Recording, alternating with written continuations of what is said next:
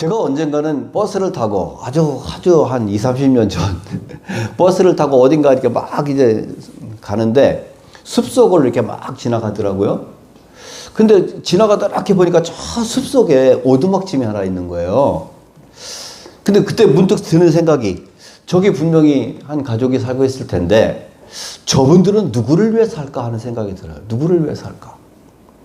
누구를 위해 살 것 같아요? 상상을 한번 해보세요. 아마 거기서는 나와서 열심히 기르고 또 걔들이 또 나와서 또 기르고 또 나와서 기르고 이렇게 살아갈 텐데, 결국 조금 생각하면 가족을 위해서 살지 않을까, 그렇죠? 가족을 위해서. 그러면 그 역시 좀 미안하지만 하나의 동물 가족과 뭐가 다를까, 그런 생각을 해봐요. 여러분, 하나님은 우리 인간을 우리도 넓게는 동물이지만 짐승과 달리, 그렇죠? 짐승과 다르게 만드셨죠. 그래서 우리가 자기만을 위해 살고 가족을 위해 산다면 동물과 뭐가 다르겠는가? 근데 하나님은 우리를, 특별히 인간은 자기를 희생해서 누구를 위해 살게 해요? 남을 위해 살게 하셨죠. 남을 위해. 그래서 오늘 성경에도 보면은 너희는 최소한 남에게 거치는 사람이 되지 말아라. 그러니까 최소한 남에게 폐를 끼치거나 상처를 주는 사람이 되지 말고 조금 더 바란다면 남에게 유익을 주는 사람이 되라.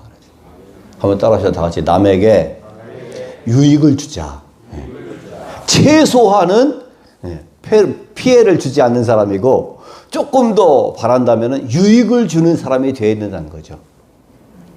우리가 흔히 사랑도 그래요. 사랑에는 소극적인 사랑과 적극적인 사랑이 있다고 표현하는데, 소극적인 사랑이 뭡니까? 소극적인 사랑은 최소한 미워하는 사람이 없는 거. 미워하는 사람이 없는 거. 여러분 딱 생각해보세요. 미워하는 사람이 생각나요, 안 나요? 고놈. 고년. 생각나면 그 최소한의 사랑도 못하는 거예요. 아무리 생각해봐도 미워하는 사람이 없어. 이런 사람은 그게 최소한이라는 거예요. 소극적인 사랑. 그러면 적극적인 사랑은 뭐냐? 적극적인 사랑은 뭘까요? 모두를 사랑하는 거. 모두를 이 사람도 사랑하고 저 사람도 사랑하고 모두를 사랑하는 것이 적극적인 사랑이다, 이렇게 얘기를 합니다. 하나님은 우리 인간을 자기만을 위해 사는 것이 아니라 남을 위해 살도록 만드신 줄 믿습니다. 그래서 내가 먹고 싶은 거 덜 먹고 내가 누리고 싶은 거 덜 누리고 그걸 아껴서 남을 위해 살면은 나를 위해 살 때보다 기쁨이 더 커요, 작아요? 대답을 못 하시네. 안 해보셨나? 기쁨이 더 커요, 작아요? 기쁨이 더 작은 사람은 동물입니다. 근데 내가 먹고 싶은 거 덜 먹고 누리고 싶은 거 덜 누리고 그걸 아껴서 남을 위해 베풀었더니 나를 위해서 먹고 마실 때 더 기쁨이 더 커. 이게 인간이죠. 그렇죠? 왜? 하나님이 그렇게 만드셨기 때문에. 그래서 우리는 남을 위해 살아야 될 줄 믿습니다.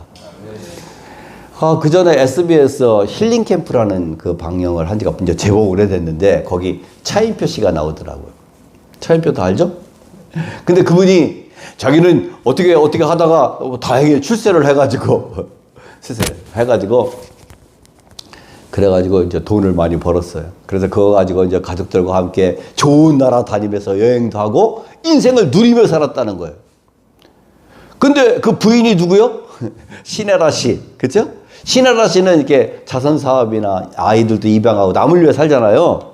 근데 신혜라 씨가 한 번은 인도를 가서 이제 그 불쌍한 사람들 돌봐주면서 함께 촬영하기로 돼 있는데 그게 갑자기 스케줄을 못 가게 됐다는 거예요. 그러니까 당신이 갔다 와라 하고 자기한테 그래서 떠밀려서 간 거예요. 떠밀려서.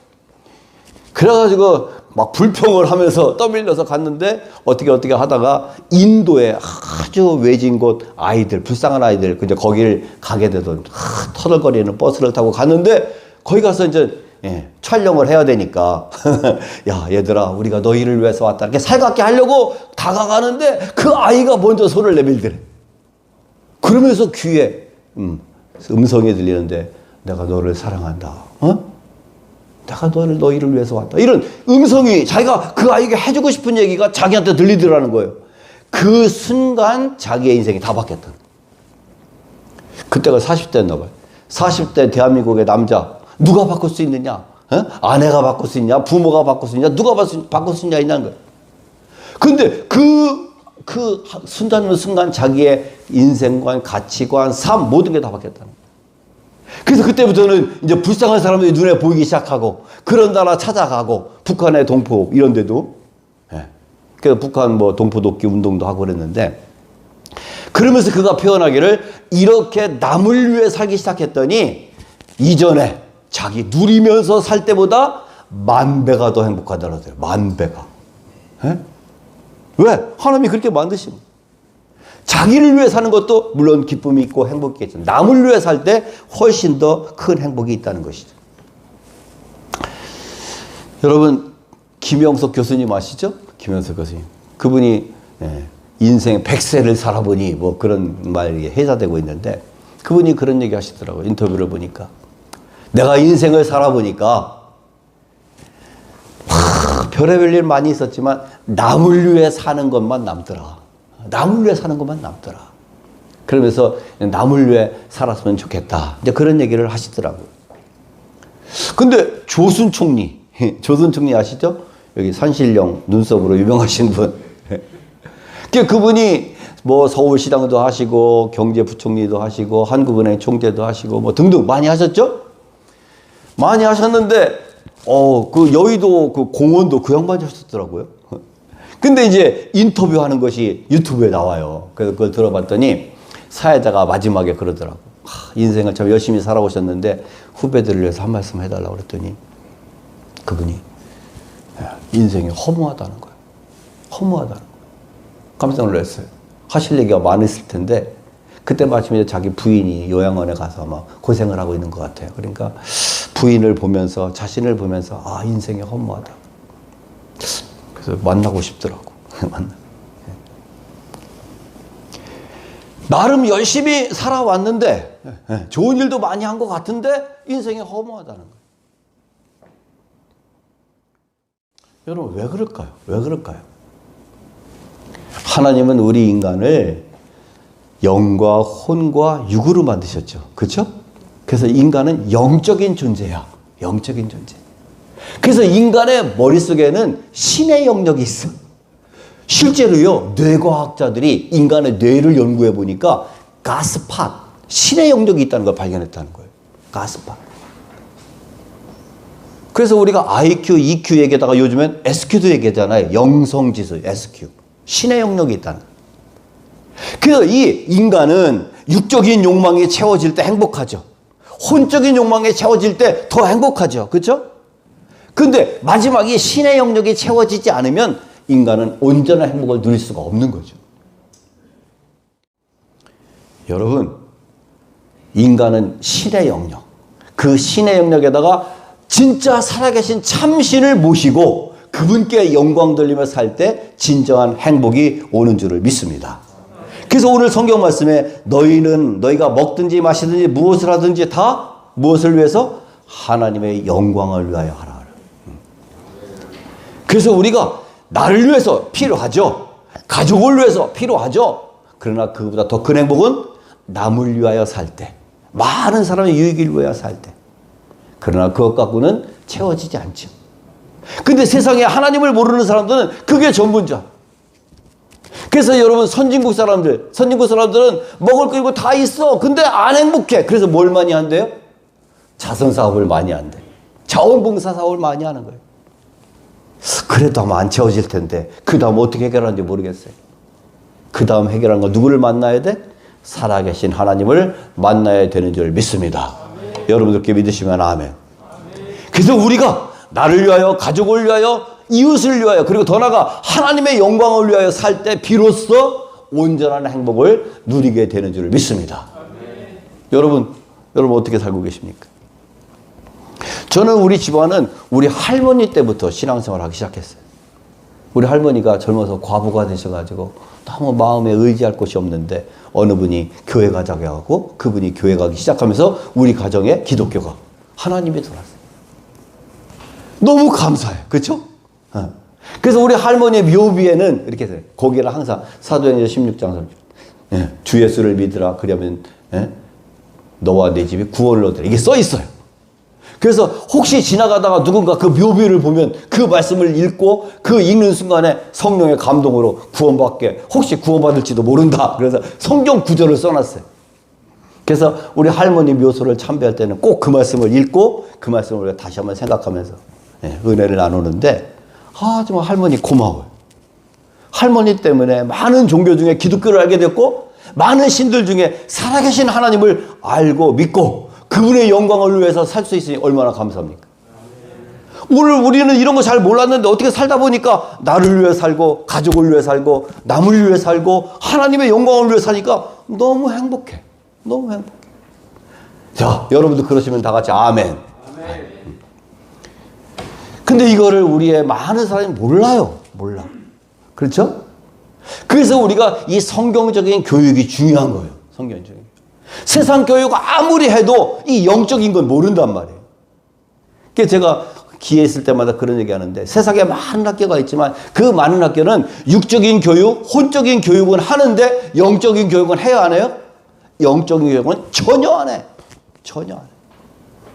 그래서 우리가 지식의 홍수 속에 살아가고 있지만 많은 사람들이 인간의 참 행복을 누리지 못하고, 그래서 말년에 허무하다, 우울증에 빠지고 그래가지고 심한 경우에 자살하는 사람이 많아지는 이유가 거기 있는 거예요. 여러분, 자살 누가 많이, 선진국이 많이 합니까? 후진국이 많이 합니까? 선진국이 많이 해요. 다 해보니까 아니더라는 거예요.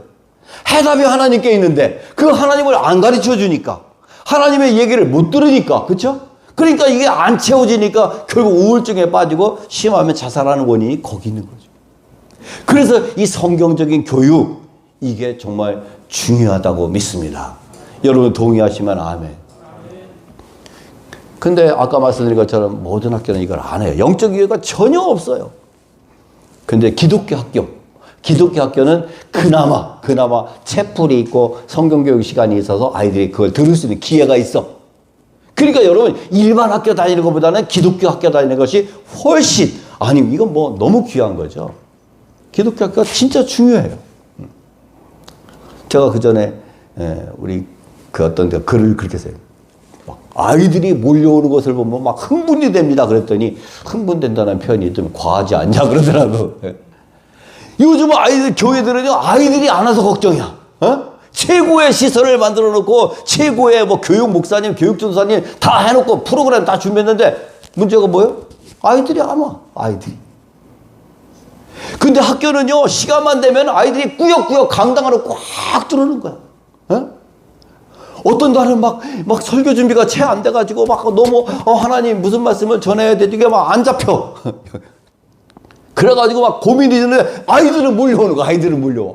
그 몰려오는 아이들을 보면 진짜 와, 흥분돼. 그래서 우리가 황금어정이다 얘기를 하는 거예요. 기독교 학교는 그렇게 하나님의 말씀을, 영적인 교육을 할 수 있는 기회가 있단 말이에요. 그런데 안타깝지만 많은 기독교 학교들도 막 진학이나 취업에 이쪽에 치우치다 보니까 세상이 그걸 원하니까, 그래서 온전하게 하지 못해 좀 아쉬움이 있죠. 근데 이제 대안학교들, 기독교적 대안학교들은 좀 더, 그죠? 성경적인 그런 교육을 많이 하죠. 제가 소속해 있는 벨국제학교 같은 경우도 뭐 아침마다 예배 드리고, 그리고 교실에 가봐도 뭐 교회 같아. 교실이 교회 같아. 그 아이들이, 여러분 교회 다니는 아이들은 일주일에 1시간, 일주일이 168시간인데 168시간 중에 1시간 영적인 교육을 하는 거예요. 그렇죠? 복음을. 근데 기독교 대안학교 다니는 애들은 거의 24시간. 일주일 내내 하나님 말씀 속에 살아요. 그게 참 귀하다. 그런 생각을 하게 됩니다. 여러분, 기독교 대안학교들을 위해서 기도해 주시기 바랍니다. 기독교 미션 스쿨들을 위해서 기도해 주시기 바랍니다. 그래서 자라나는 우리 다음 세대가 이 영적인 교육을 잘 받아가지고 자신을 위해서 살 뿐만 아니라 가족을 위해서 뿐만 아니라 남을 위해서는 물론이고 더 나아가 누구를 위하여? 하나님의 영광을 위하여. 다 같이 하나님의 영광을 위하여. 하나님의 영광을 위해 살아가는, 그래서 인간의 참 행복을 누리면서 우울증 그런 거 없이 멋지게 살다가 영원한 천국에 갈 수 있는 그런 아이들로 우리가 키워야 될 줄을 믿습니다. 그래서 이제 이런 것들을 우리가 하고, 특별히 여러분, 이 배열학교에서 이걸 열심히 잘하고 있는데, 여러분이 지금이 되게 대안학교들 학생들 모집 기간입니다. 주변에 교육 때문에 고민하는 사람들이 있으면은 이런 기독교 대안학교를 적극 추천해 주시고, 여기 새로운학교에도 기독 대안학교 있죠? 배일국제학교 이런 데를 여러분 소개해 주셔서 우리의 아이들이 성경적으로 잘 교육받아 갖고 우울증이나 뭐 허무함 이런 거 전혀 상관없이 멋진 인생을 살다가 천국에서 다 만날 수 있도록 안내해 주는 우리 모두가 되어야 될 줄 믿습니다. 오늘 나오신 여러분 모두는 오늘 말씀처럼 이미 살아가고 계신 줄 믿습니다. 어떤 계기였는지는 모르지만 이렇게 나도 모르는 순간에 이런 모든 행복을 누리며 살아가게 된 것 여러분 감사하시기 바랍니다. 그리고 이런 걸 모르고 아직도 배웠다고 하는데, 돈은 있다고 하는데, 출세했다고 하는데, 자기만을 위해서, 또 조금 더 나가면 가족을 위해서, 조금 더 나가면 남을 위해서 사는 것으로 멈춰 있는 많은 사람들에게 우리 열심히 전하고 깨우쳐 줘야 될 줄 믿습니다. 우리가 이제 최근에 여러분이 나가서 이렇게 시위도 많이 하시고 하시는데, 이것도 결국은 많은 사람을 위해서, 그렇죠? 이제 작게는 많은 우리나라가 바른 나라로 세워져서 많은 사람들이 바르게 살게 하기 위해서, 결국 남을 위해서 하는 일이죠. 근데 더 나아가 우리는 성경적인 가치관의 나라, 그렇죠? 성경적인 청정국가 대한민국을 만들기 위해서 애쓰시기 때문에 더 나아가 하나님께 영광이 되는 줄을 믿습니다. 다시 한번 여러분에게 존경을 드리고, 우리의 대선청년의 이런 모든 활동들이 합력해서 하나님께 큰 영광 되고 우리와 우리 후대에게 큰 복이 될 수 있기를 주의 이름으로 축원합니다.